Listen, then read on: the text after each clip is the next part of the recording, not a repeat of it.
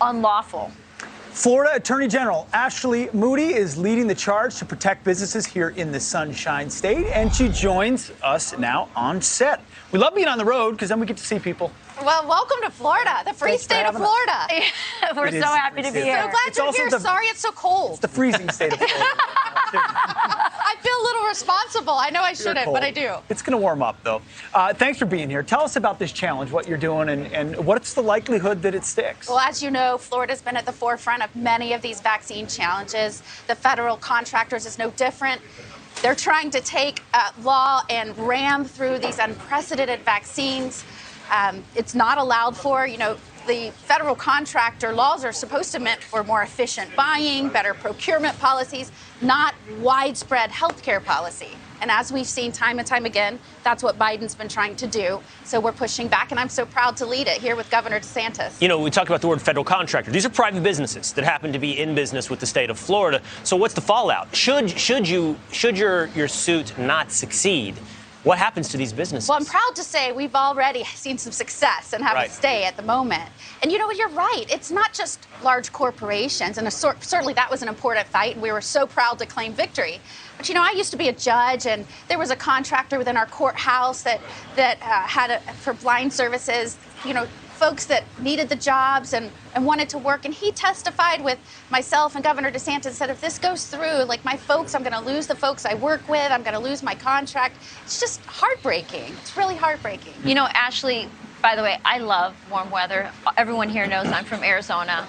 But I'll take freedom over a little wind and cold any day, and this state is offering that. And I think that's why now you have 118 million domestic visitors to your state this year.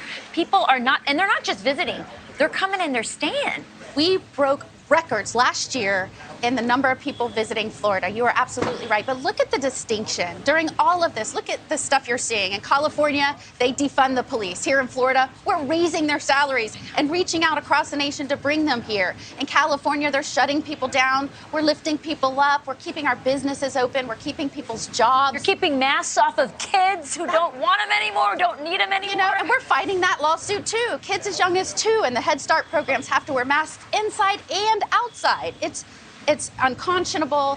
Florida has more people moving here than any other state in the nation. We are so proud, but it's because we approach everything with the lens of what government is meant to do, and that's be a limited government with your first priority of protecting the rights of your citizens. Can I just say, you know, look, it also reflects the importance.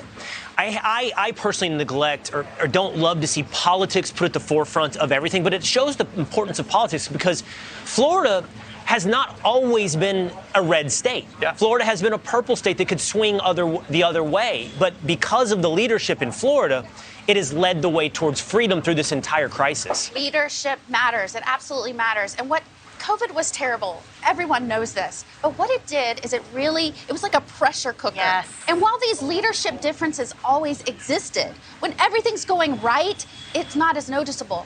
But when the, rubber hits the road, no pun intended, that's when you start seeing the remarkable differences in styles. And here in Florida, every decision that was made for the health, safety, welfare of Floridians was done through a lens of how do we protect people's individual rights. Yeah. And it's easy to forget how close DeSantis was to losing that election. I've thought about that many times, how different things would be. Florida would be radically different. And the country, as you said, Ashley, it's really been a shining beacon and an example to the rest of the country. Thank you. Good for you. All right, proud of you. Ashley, congratulations. Thanks so much for being here. Absolutely. Great to have you in Florida. Oh, we're so happy to be here. All right, well, guess who's next? The one and only Piers Morgan.